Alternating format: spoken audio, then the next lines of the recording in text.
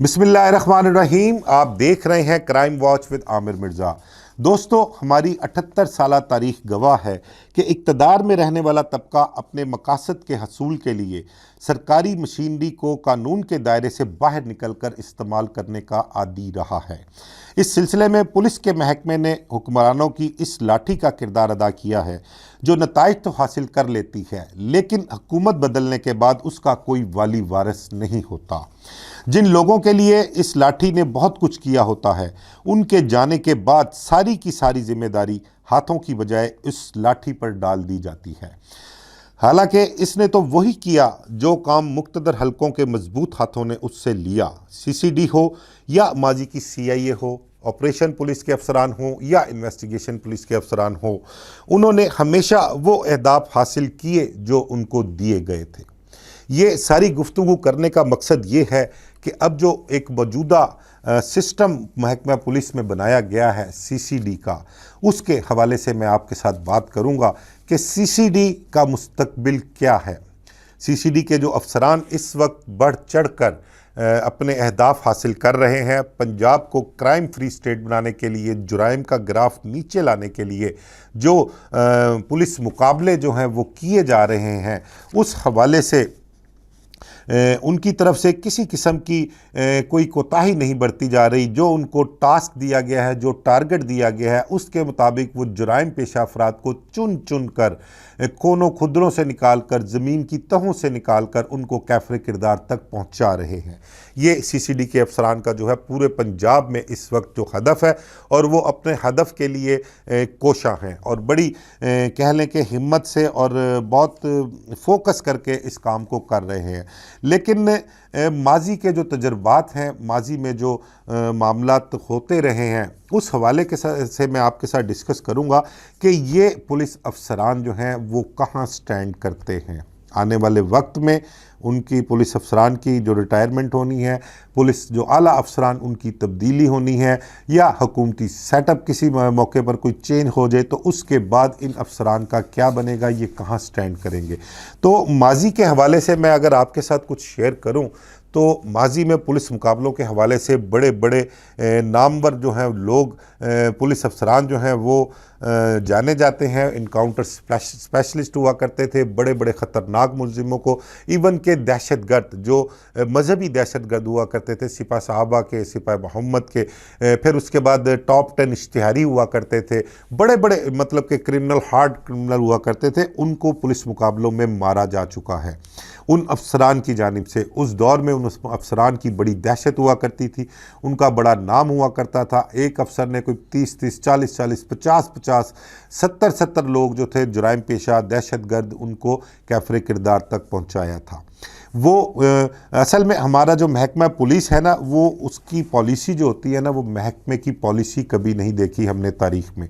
30 से 32 साल मुझे भी हो गए हैं इसी क्राइम की फील्ड में क्राइम रिपोर्टिंग करते हुए। पुलिस अफसरान के साथ ताल्लुक़ रहा है, क्राइम के बहुत सारे वाक़यात जो हैं, हज़ारों की तादाद में वाक़यात जो हैं वो रिपोर्ट भी किए हैं।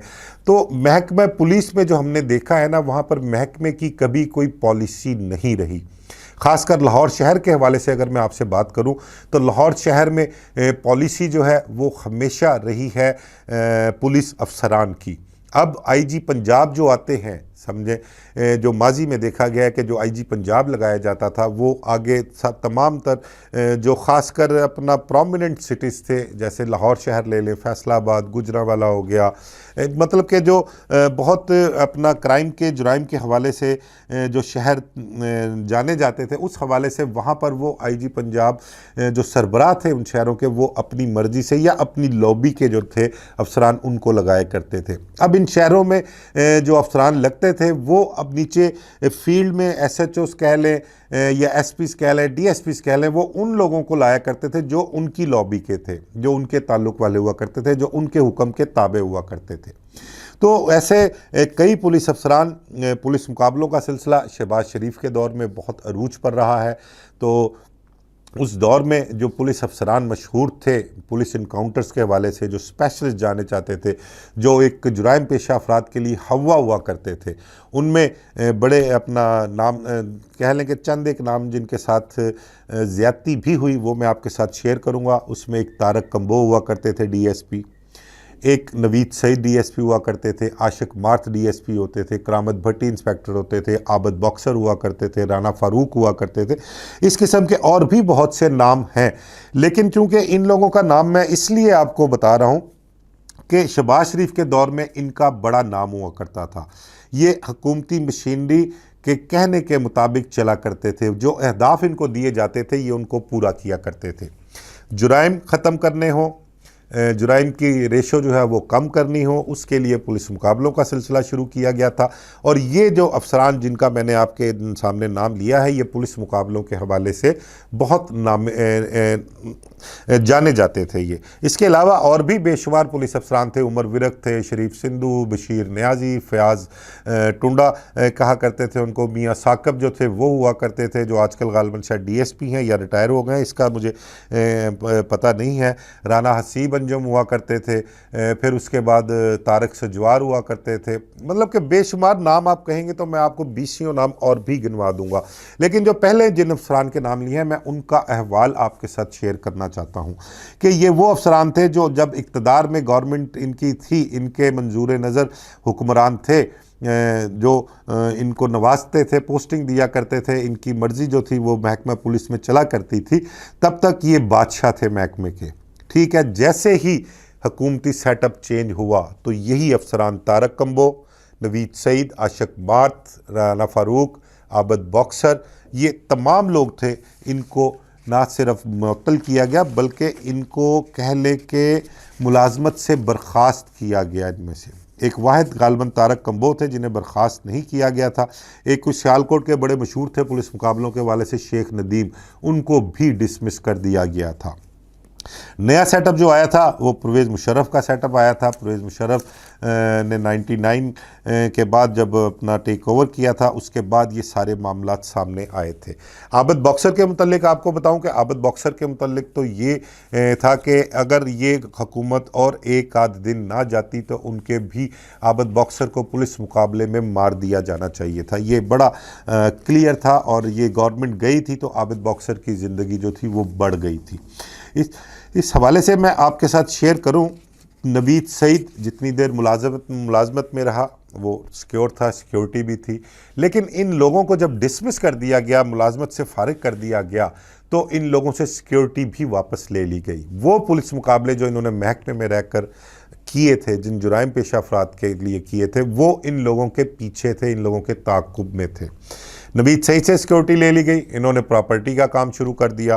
प्रॉपर्टी का काम शुरू करते करते फिर ये अपना खुमार तो वही था जो पुलिस अफसरी का था, और एक कह लें कि वो जुनून भी था, और उसी जुनून और खुमार के नशे में ये अपने प्रॉपर्टी के काम को जो है वो भी करते रहे। और इसी दौरान फिर होता ये है कि ये रायवन रोड पर कुछ बाबर वगैरह थे, उनके हाथों मर्डर हो जाते हैं, और इनके कत्ल का जो है वो बिल्कुल टका मुल नहीं पड़ा, बिल्कुल भी कह लें कि कोई अपना सज़ाएँ जिन मुलजमान को हुई थी वो बाद में उनको आम माफ़ी मिल गई, सदर की तरफ से अपील की गई, वहाँ से माफ़ी मिल गई। आशिक मार्थ जो थे वो भी मर्डर हो गए, वो भी रिटायरमेंट के बाद उनको भी थ्रेट्स थी, और उनके सिक्योरिटी उनसे वापस ले ली गई थी, और वापस सिक्योरिटी के बाद होता क्या है, उनका भी मर्डर हो जाता है। इसी तरह राना फारूक, उनको भी जो था वो पुलिस मुकाबलों के हवाले से बड़ा नाम था, बड़े लोगों को उन्हें मारा था, लेकिन उनको भी कत्ल कर दिया गया।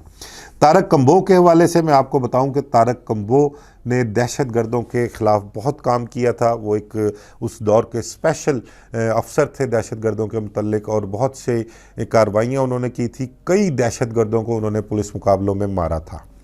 जब ये सेटअप नया आता है, इनको भी मुअत्तल कर दिया जाता है और सिक्योरिटी इनसे वापस ले ली जाती है, तो इनको दहशतगर्द तंजीम जो मजहबी तंजीम थी उस दौर की, उनकी तरफ से इसको थ्रेट की जाती हैं। वो कॉल करते हैं, और कॉल करने से पहले कहते हैं कि तुमने अपने जो मामला निपटाने हैं ना, वो तुम निपटा लो अपने, क्योंकि 3-4 दिनों में हमने तुम्हारा काम लगा देना है। तो इस हवाले से तारक कम्बो को जब ये थ्रेट आई तो तारक कम्बो उस वक्त के जो पुलिस अफसरान थे उनके पास गए, उनसे मिलने की कोशिश की। और एक पुलिस अफसर तारक सलीम डोगर गालबर उनका नाम बताया गया है, तो उनको मिलने के लिए गए। उनको मिलने के लिए इन्होंने चिट भिजवाई अंदर, तो अंदर से उनको बुलावा नहीं आया। काफ़ी देर इंतज़ार किया, 3-4 मरतबा कहते हैं कि अंदर जो डोगर साहब थे उनको पैगाम दिया गया, लेकिन उन्होंने इनको अंदर नहीं बुलाया।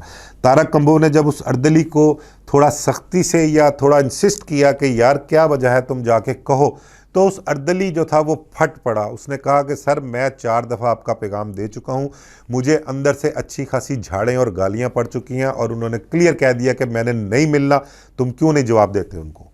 तो ये बात सुनने के बाद जो मौके पर उस टाइम कुछ लोग मौजूद थे, या ये तारक कम्बो की ज़बानी भी सुना गया है, तमाम दोस्तों में बैठकर उन्होंने कहा कि मैं जब वहाँ पर ये मैंने अल्फाज सुने तो मेरी आंखों में आंसू थे और मैं रोता हुआ वहाँ से वापस आया था।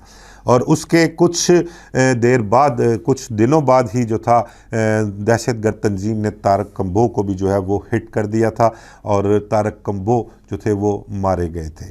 अब जिन लोगों को इन्होंने पुलिस मुकाबलों में मारा था, जिनके इन्होंने इनकाउंटर किए थे, उनके ग्रोह के लोग, उनके गैंग के लोग, उनकी औलादें, उनके भाई, वो सब तो ज़िंदा हैं।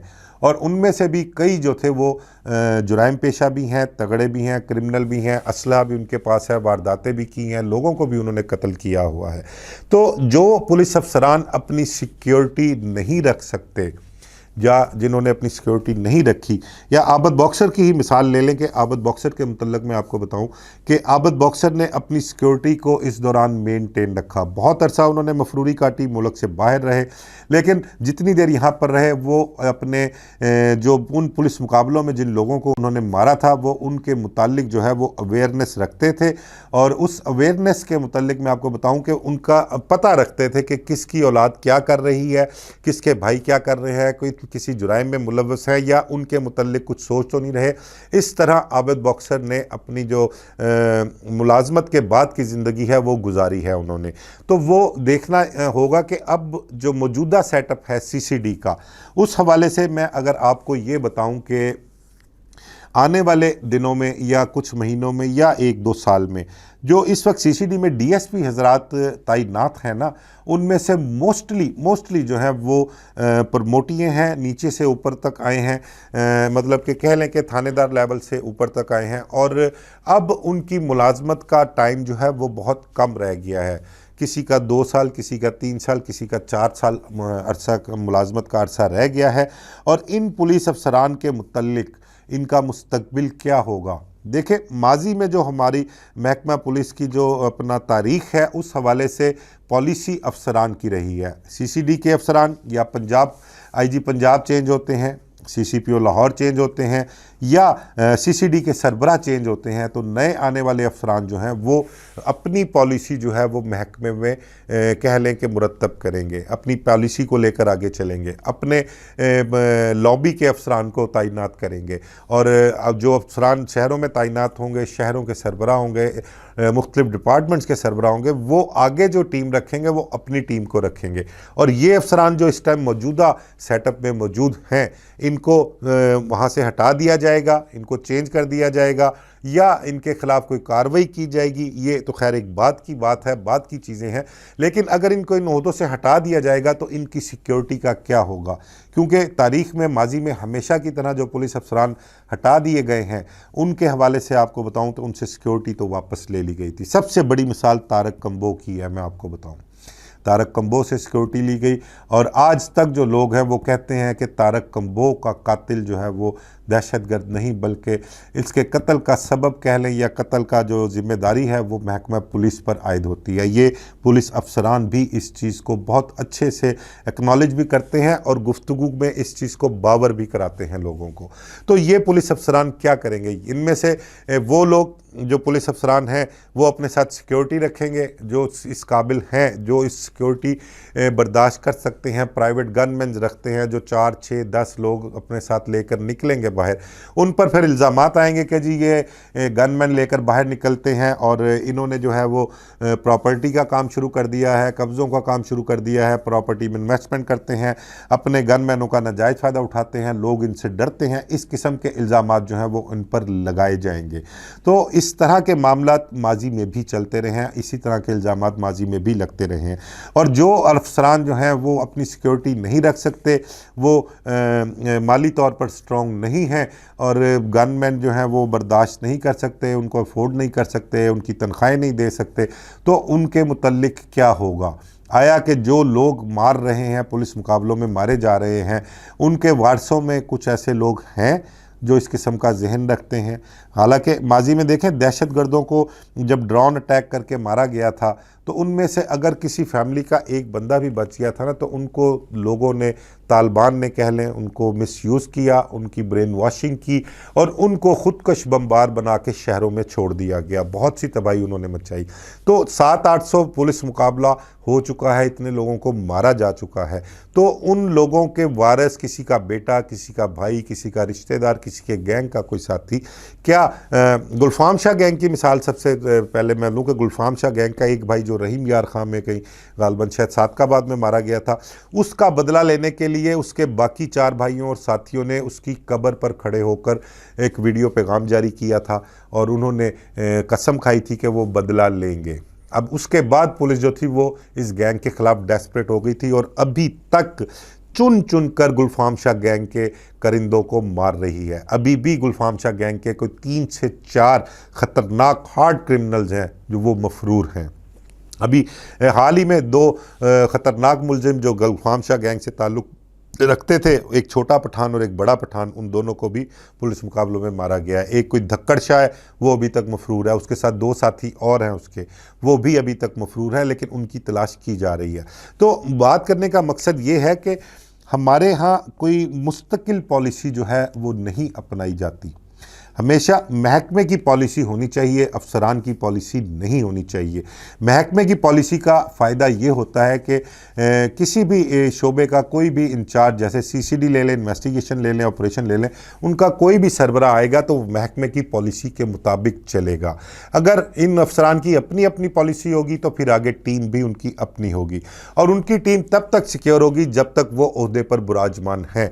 जैसे ही वो ओहदे से हटेंगे तो उनकी जो नीचे वाली टीम है वो भी सारी तितर बितर हो जाएगी, सब बिखर जाएगी, उनको चेंज कर दिया जाएगा। आने वाला नया सरबराह अपनी टीम लेके आएगा और जो चेंज कर दिए गए हैं उनकी ज़िंदगियों को ख़तरात लाहक होंगे।